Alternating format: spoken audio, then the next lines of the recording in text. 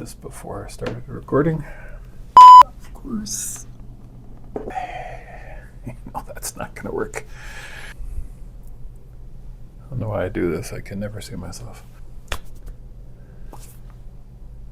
Never know how to start these videos. All right. What's going on, everybody? This is Craig back with Built to Build. Trying another new little setup here, so hopefully this works for you.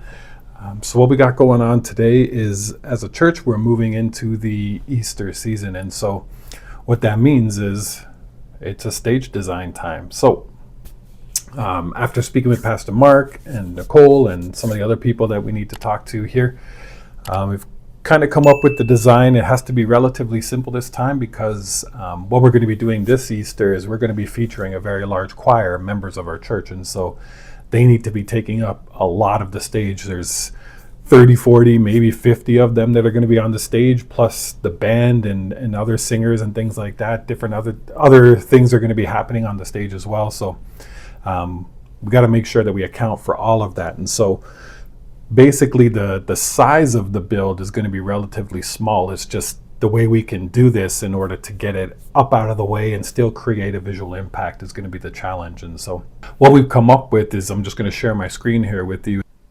So what you'll see here is basically the clean slate of our stage. This is just how I always start working with my designs. And so what you're going to see here in the middle of the stage is we're going to have to put some stage platforms that we rent, and we drop them in there. I think I have a picture of that, but if I don't, you can just imagine these steps being extended all the way across so that this gap, the drum pit, is not there.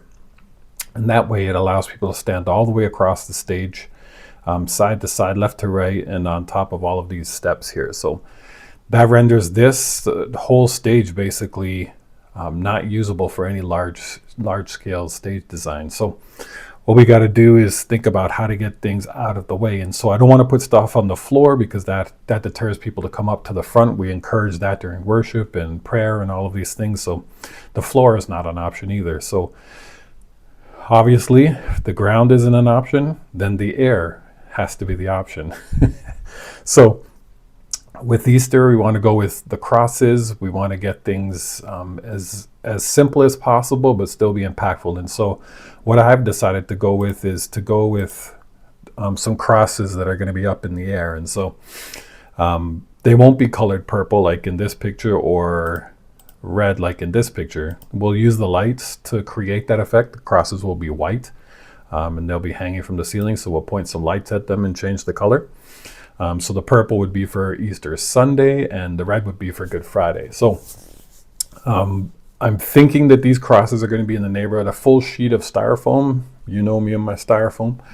A full sheet of styrofoam is 8 feet by 4 feet. And so I think this main cross in the middle will be 8 by 4. I won't know until I take some measurements up there. And then I'll probably make these ones a couple feet shorter, maybe 6 feet. 6 feet by 3 feet, for example. So this is the idea. It's relatively simple looking in comparison to some of the other builds I've done, but it's going to be the trick of getting them hung up there. And I also don't know if I want to hang them straight down or on a bit of a level. So instead of them being like flat hanging, if you can picture the cross like this, but you're looking at it sideways. Here, instead of like this, you're looking at it like this. So if it's like this, I don't know if I want to tilt it towards the audience. The audience would be over this side, just to give it another bit of an effect. So we'll see how we're going to hang them side by side, or if we're going to tilt them or angle them a little bit. We'll see. So we're going to use that flight cable probably that's going across here that I think I've showed you on some other videos, but I'll show you on this video as well. And we also have this screen that's actually right here. This rectangle right here is actually the old school projection screen that rolls down, and we can connect things to it and then roll it back up, which is very, very useful. And I'll show you that as well. So this is the basic idea. This is the basic concept. And so now this is the design. It's been approved. I forget what the budget is. It's not much, like $200, $250 or something. It's just for the styrofoam. I need to get some paint and stuff like that as well. So but the styrofoam alone I think they're $34 a sheet, 33 plus tax. So 3, I usually get 4, 1 extra sheet in case I mess up. So that's basically what we're going to work with. We just got to go, obviously got to go buy the sheets. Home Depot, what up? Not sponsored. And then we also got to go to the sanctuary, make some measurements, make sure everything fits. And then we got to go to the shop and get messy, because cutting styrofoam is messy. So let's go to the shop and start this one out. Let's go. All right, here we are. Ready for the tear down? Let's go.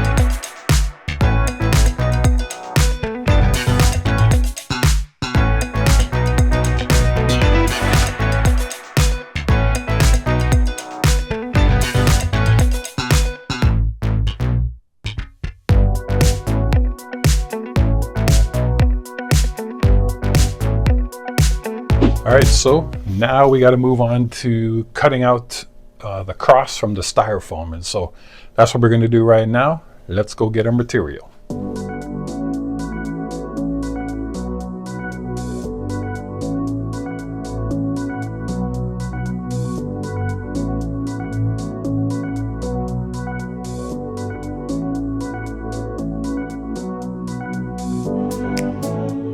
Once you start cutting with the jigsaw and the styrofoam starts going flying. So I'm gonna wear my mask. I don't have a dust collection system in here. And we're gonna try our best to follow the lines, keep it straight. Also, because the table is the way it is underneath, I gotta make sure that I'm not gonna hit the table while I'm cutting. So that's one thing I gotta be very aware of, because the table will damage the blade. So I'm going to use a bit of tape. So I cut one edge here. So what happens is, because I don't have the proper supports, once I cut this line and I get to the edge here, it's going to want to break off, which then chips out the styrofoam on the other side. So what I'm going to do is I'm just going to tape it in place here, just so it stays connected long enough till I'm done the cut. That way, once I get down to the joint here, it won't break off on the other side and leave a big chip.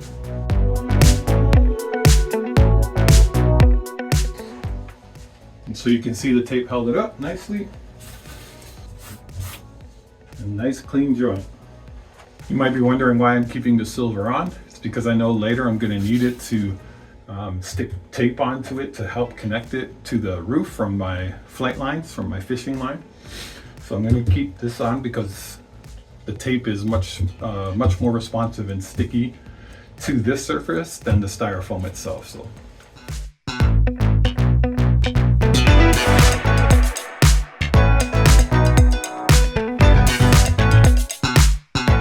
it's not bad, but it's definitely off a little bit. I feel like I should take some off the top, but what I'm going to do is I'm going to hook it up to the screen, put it up in the air, and let's see what it looks like up in the air. Here's our top secret security system to make sure no one flips this switch by accident. And that's the passcode to get in. And you flick this switch down, here comes the screen. Slow but steady. Once it finishes all the way down, it's about 9 feet off the ground. And now looking at the cross from here, actually, it's looking pretty good, actually. I notice there's a bit of a bend in it, so I might have to put like a spine down the back to straighten it out, but let's see. So looking at it from here, proportions are actually not too bad. However, like I said, because I cut all the rigidity out of it, you can see how badly it's curved now. So once it's up in the air, it's going to curve like that too. So I think all I need to do is just put a little spine, a little piece of wood or something back there just to straighten it out. Shouldn't add too much weight. And we're going to connect it to the screen here. The screen already has some holes cut out along here. And so we hook in some clips in there, and then we'll raise it up and see how it looks in the air. All right, so in order to make this work, what we're going to do is we're going to take our flight line, or my fishing line there. I forget how heavy it is, but you can actually see it's quite thick. But from a distance, you can't see that. So we're going to take that. We're going to connect it to the styrofoam up here through some tape, some glue, some hot glue there. And these are the clips that will connect to the screen up above, and then a level just to make sure it's sitting straight. And I'll try and show you this process as best as I can. So I'm going to try a little bit of a system here, a different system. And so I put this tape down on the fishing line just to hold it in place while I could set this up.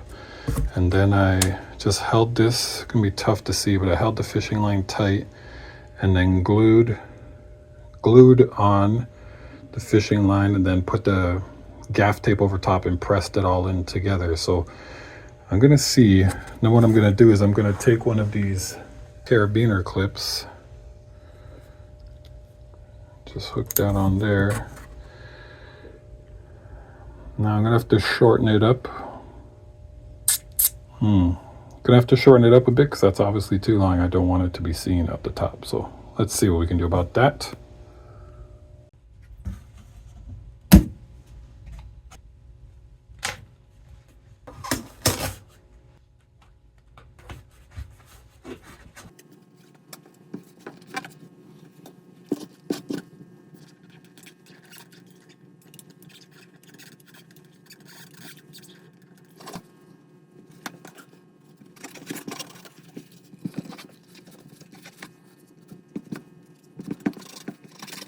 All right, 1, 2, 3 crosses done. Now, over to the stage to get them hung up in the air. Let's go. Okay, so what I need right now is a way to connect the crosses into the wall for an anchor point. So it's going to kind of be like a cantilever approach. So we're going to use this screen. We're going to hang the crosses up, or the middle cross is going to hang on there rather. And then the flight cable that's up there, we're going to connect the other 2 crosses to that. So what I'm planning to do is the cross would be down here. It would go up on a fishing line, connect around that cable, and come back down to an anchor point where I can level everything off in this wall. Now, the advantage I have for this wall is that it is stucco. So I'll be able to hide these types of drywall anchors into the drywall. And so obviously you might be able to see right now, I just tested. I don't know if you can see that. There's the eye bolt. And so that's what I'm thinking of using as the anchor point. So straight into the drywall, I don't think it'll be strong enough, and I don't trust it. So I'm going to use these. I don't know what they're rated for, like 60 pounds or maybe 120, something like that. Crosses won't come anywhere near that. It's styrofoam. So I'm going to drill a hole, sink these in. And so the good thing about these is they're white, just like our wall. And so when I take that eye bolt out eventually, you won't even see this from a distance. The way our stage is lit and the way everything functions on our stage, you'll never see these in there. And they're always there for me to use again. So let's see how this goes.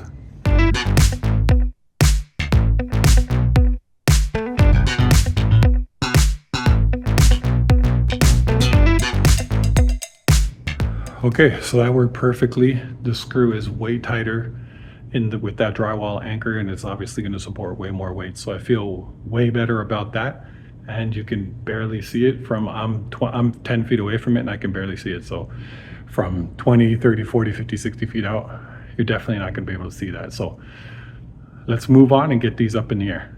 All right, I don't think I've ever shown exactly what product this is, but this is the fishing wire, the clear invisible decoration it says on there. I don't know, can you read that? This is a set, do not separate. I don't know how I'm supposed to use it if I can't separate it.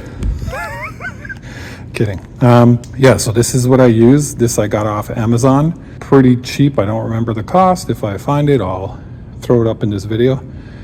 But this is what I use to fly all this stuff now. The reason I went with this is, yes, because it was a heavier weight than what I had got, stuff like at Walmart and stuff. But what these are this is the selling feature of this, in my personal opinion. These are the little clamps that you use pliers with. You run the two lines in, you clamp it together, and it's rock solid, holds it nice and tight, instead of you having to try and wrestle with like knots and things like that. With this kind of thick gauge of fishing line, the knots tend to kind of slip out sometimes. So this was a major selling feature of why I decided to go with this one. There's what they look like out of the package. Tiny little guys. I also am 6'8", so my hands are massive. And I'll show you how we get those working just now. So it really is pretty simple. Most hardest thing is finding the end of your fishing line. So you just take the little clamper here. You can see has a hole in it. You run the line in, bring it down enough so you can make a good enough loop that you need. For me, I'm going to fit the carabiners in there. Then you just run it back down the hole. So now you see the two ends there coming out the bottom, sorry. I'm just going to tighten that loop up just a little bit. You can see the clamp base there. All right, and then you just take a trusty pair of pliers, grab that, give it a good squeeze.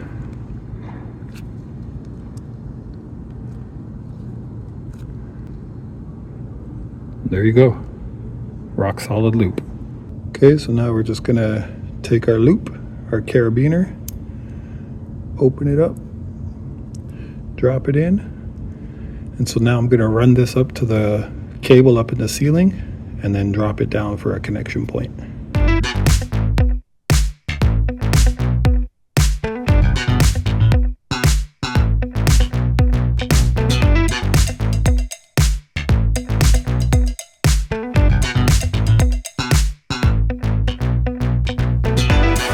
Okay, everything is connected.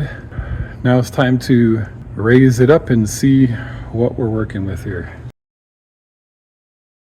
Don't know, it's kind of, can't really get much better. Looks good. And so here's how things turned out. This is the crosses on Good Friday. You get a little bit of a zoom out shot here. Really helps to have the lights to color the crosses and give some backdrop color to it and things like that. So you could see how the lights really emphasize those crosses up there. They looked really, really good in the space at the time. This is Easter Sunday.